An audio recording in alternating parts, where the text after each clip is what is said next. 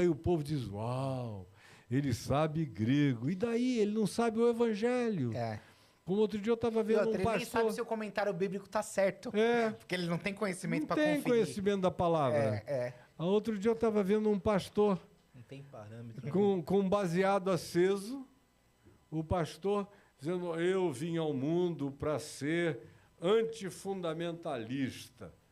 Eu vim ao mundo para pregar o evangelho de Cristo Jesus, não foi para ser antifundamentalista. Eu sei quem é esse cara que você está falando, eu vi esse vídeo também. Aí soprando o baseado dele lá, o beck dele, e aquilo ali é evangelho da libertação, pelo amor de Deus. É porque eu sou um velho crente de verdade, porque no tempo que eu era moço, eu talvez procurasse e desse uma surra nele. Porque eu vou te dizer, eu tenho encontrado alguns meninos que eu já tive até esperança de que o evangelho entrasse neles, porque eram jovens e não eram legalistas. Não eram daquele tipo que diziam, não, quem é crente não fuma, não dança, não bebe, não joga e não faz isso. Até um manequim de loja também não faz nenhuma dessas coisas e está mais morto do que qualquer zumbi. É o evangelho que é pelo não, né? É só pelo que você não faz. Né?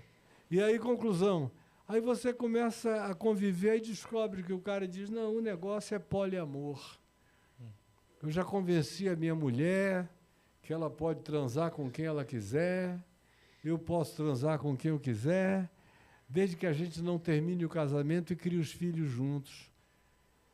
Aí você vai espremendo, cara, você vê que não sobrou uma oração na alma, não sobrou piedade, não sobrou quebrantamento, não sobrou joelho dobrado, não sobrou aquela vida com Deus apaixonada, não sobrou nada. Ele só não é fundamentalista, ele só não é bolsonarista, ele só abomina o Silas Malafaia, mas não ama Jesus, não ama o Evangelho, não pratica a palavra. E quando eu digo palavra, eu estou falando da única palavra verdadeira, que é Cristo Jesus encarnado.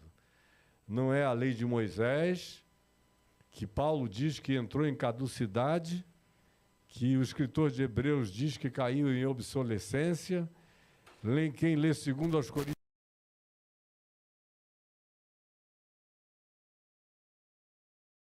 todo ele designado pelas leis de Moisés. E Paulo diz, enquanto eles estão na lei de Moisés, tem um véu nos olhos e eles não enxergam o Evangelho.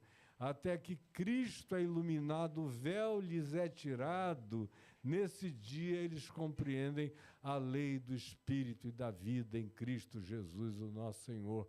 Mas o herege sou eu, com todo prazer na presença de Deus.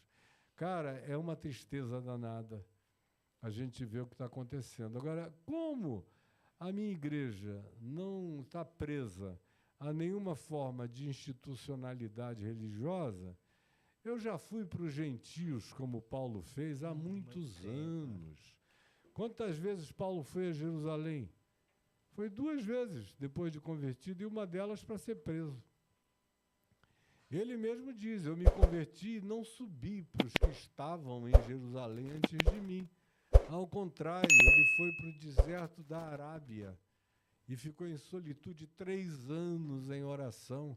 E ele diz, Cristo não foi carne e sangue quem me revelou, mas foi o Espírito, o mesmo Cristo que resplandeceu a luz, como no início da criação do mundo, haja luz e houve luz. Ele diz que o que aconteceu com ele na estrada de Damasco foi a mesma coisa, ele existia uma existência caótica, quando Cristo veio e disse, haja luz, e houve luz. E aí a iluminação do conhecimento da glória de Deus resplandeceu na face de Cristo para ele, citando Gênesis como uma aplicação existencial para a vida dele. Agora, meu Deus, ninguém lê nada, ninguém quer saber de nada, o pastor chega lá e quer amém ou não amém, não sei o que e tal, aí quem é que vai beijar o pé da minha mulher, quem é que vai fazer isso, quem é que vai botar mais dinheiro, e eles chamam isso de igreja crescendo. Para mim isso é igreja morrente, já morreu, já está sepultada e não sabe, não tem nada de Jesus aí. Eu encontro entre os gentios, entre os que não querem botar o pé dentro dessa igreja uma quantidade enorme de crentes que me ouvem e me entendem na hora, que abraçam o Evangelho na hora, que amam a Jesus e dizem: é isso que eu quis a minha vida inteira e não sabia. Esse é o meu povo, essa é a minha igreja, tanto quanto foi a de Paulo. É para esses que eu me sinto cada dia mais enviado. É para o mundo, e não para dentro desse gueto, desse covil de salteadores, que Jesus fez um azorrague para expulsar todo mundo de lá, porque não tem nada bom ali, a não ser o planejamento da morte do Evangelho. Que benção. Caio, você citou o anjo do mal, né, que aparece em forma de serpente, né, no Éden. O texto de Gênesis, você enxerga ele como simbólico ou literal? Aconteceu aquilo lá? Adão e Eva estiveram diante de uma cobra falante? Tanto faz. Então, mas é igual a agulha do rico. Não, eu também acho isso. Mas você acha que está mais pro simbólico ou está mais pro literal? Olha, para mim, com toda a aculturação de 51 anos de evangelho, de convertido, de leituras e leituras e leituras, está mais para uma descrição arquetípica. Arquetípica, eu também acho. Psicológica. Mas é tão pouco importante, é tão irrelevante, é tão sem significado. Todavia, Gênesis 6, quando fala daquela invasão terráquea pelos Benai Elohim, pelos filhos de Deus, os anjos, possuindo as mulheres, aquilo é mais literal do que a igreja quis aceitar.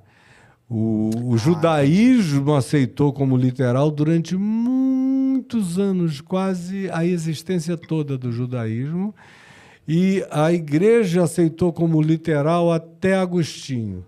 Agora, Agostinho foi um cara sexualmente traumatizado. Ele foi muito devasso. Ele não teve a bênção de ter sido um devasso como eu, que se converteu sem nenhum trauma religioso, nenhum trauma de sexualidade. Ele ficou traumatizado. Ele era um homem ali do 6º século. Então era outro tempo. Era outra concepção. E ele desenvolveu um trauma. Foi ele que introduziu a ideia de que aquilo ali era a descendência de Sete versus a descendência de Caim, numa forçação de barra exegético-hermenêutica extraordinária. Por quê?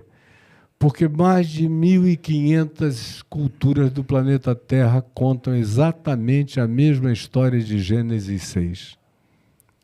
Como mais de 1.500 culturas do planeta Terra que não se falavam entre si, já não era uma Pangeia, a Terra, já com Atlântico, Pacífico, com todos os oceanos e separações entre povos, cada um sem saber da existência do outro, contam a mesma história do grande dilúvio, isso todas. Né? Várias culturas como falam, né? Hoje em dia, com arqueologia subaquática, você sabe que tem mais de 200 cidades amuralhadas, perfeitas como as pirâmides do Egito no Mediterrâneo. Eu estava explicando a história do nome do meu filho para minha esposa, no sentido arqueológico. Meu filho é Guilherme Tel. E o Tel não vem lá do pensamento lá do escandinavo, dos suecos. Vem mais do pensamento daquela palavra que é Tel Arbana, que são escavações arqueológicas, e você vai vendo, então, exatamente as civilizações que aconteceram ali embaixo. É exatamente isso que você está falando. E ela não acreditou na história que eu estava contando para ela. Você está inventando essa história para mim.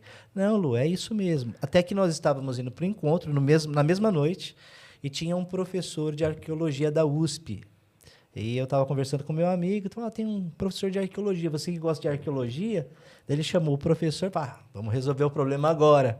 Daí eu perguntei para ele, ele explicou para ela, até o Armana é uma fatia, é uma escavação. É um layer. Um layer. É um layer arqueológico.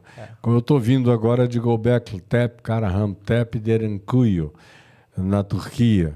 Fui lá gravar e levei um grupo de irmãos e produzi um documentário que está sendo editado. Legal. Você faz as viagens ainda, Caio? Faço. Para Israel vai ter, Caio? Eu quero ir na sua de Israel. Não, eu estou boicotando Israel enquanto Netanyahu estiver no poder. Tá. Depois que ele parar, depois que acabe esse genocídio diabólico Eu não dou um centavo para Israel, para esse sionismo maligno que está lá matando gente todo dia, diabolicamente. Eu não quero ser parceiro nem cúmplice dessa maldade.